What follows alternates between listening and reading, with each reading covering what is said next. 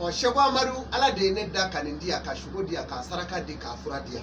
maka here bebi sore bange do de fe o ku jando bange do o de ka gela be ibangera domina o de ka gela be suratu bagara jigila mishi min dogola no e ole we alamisa de nga saraka de mishi de do saraka e boko kele ni na bora ka bayima go nyana alamisa de nga here yo note alamisa de na bangeri kaso alete furunya na kera chei ani muso kadima ate muso gele zoro fisi na kera muso ani chebanu ne yala me alete furu soro ka aba jandoni na juma bo chola do me fo shira ka bo juma kono ni yala je ala kira ko akoni msebe mami nye ngi de me wolo juma do juma e do mai aya jandoni na juma do na ni de wolo la ibulo asaraka o ka saraka o donedo do kle wolo fly semeni kle wolo fly adama de be ka here ba kono suratu fatiha no e basumala kana nyini yoro jam abebo de kono o juma saraka mishi ni obo o endura je wali sagaba o fla kele o ye fanda nunu ni o pumana ni e juma shi ka saraka bo ade bi ke masake samedi do ta o e minyi juma shi la yaro alaba foko kalaka samawati wal ardu wama bainahuma fi sitatin yawmi akonyenga sangulo ni dugukulo dakli woro nya damine juma shi kana laba juma do samedi to ma fo samedi de ka ko bi yalama de ibi ka ko nyenyi ni ko sebe opuma ndene de we Muhammadu ka doye o saraka enturaje yiri ufana bala furu meme mishi kono ko fla furu agulo behidi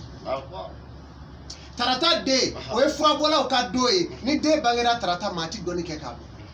na kera bamana ya bi ke bamana wo doye araba we nabila Musa ka do ani Isa ni Hawa ka doye olu jere o doye na ni ma mi bangera do na saraka bala we sangaba awa sangaba fimai abi fo ma ko sangaba fima o kuma taratata we wule me no sangaba blemai hada ma de beni ne hukumu kono katadi shuni kle saraka de ndrongi ibi ka boka saken ne kono Sheikh Amadu Sidibe ka au baro mo singa ni singa mi ka fere kai mun ka mi ka saraka ka jami'a a jana tige fulani a ko chumu tige na fo jana tige be ku ne be ku tige bu baraka aywa alhamdulillah Sheikh Amadu kabara o de ngadati flelike awa ma flele do ay ma flele do ka bawo arma de flela ka ba inyeni Sheikh Amadu che injira idona ibolo fla yira ta dro idona ala adama de tege fla da ka ke letri di mimba kono inana jena ibini here sore ibini munya sore ibina salimbo ina ibisa ashidara wali shiman ta ka do o bebe adama de tege ngoro abelele ndi koloni no ndi kono shifli ma besebele do ere ni ka letri bena mina kala ka dimo letri mi tege di ko ngeita do adama de ka fembe bi tege kono ni nana ka bay dona ni ma do yera o ka kuna nya bida o nyeda ka ni yo yedro ebo mana ben jola ami mana se mo ino to la kan nga Europe ame folike Europe ami folike France ka folike Espagne Italie abi Sheikh Amadu mi no bani ngo Amadu o de sigile fle aw nye fe TV Zahra Sanve nga foli baw ye ko sebe ala ka barka do ne nam karama ko yana ko kuma ko no ka kuma ka laba ni ka fuli ka laba émission kɔnɔna la ani ka téléphone numéro ka di silamɛw ma mɔgɔ mɔgɔ bɛ bani ko Amadu la sigi wele cogo min na k'i sɔrɔ ani ka kuma ka laban o b'a dɔn sirifu bɛɛ ɲɛ b'i la wagati la alhamdulillah sirifu suma madana ye dara a ɲɛ b'i la wagati la a dɔgɔkɛ min sɔla baya ye dara a ɲɛ b'i la wagati la Mali bɛɛ ɲɛ b'i la wagati la i ka kuma ka laban ani ka foli ka laban ka ɲɛsin TV Zahra filɛbagaw bɛɛ la alhamdulillah ani ce maw fo ka barka da TV Zahra filɛba bɛ maw fo ka barka da ay do fara ni filɛli nga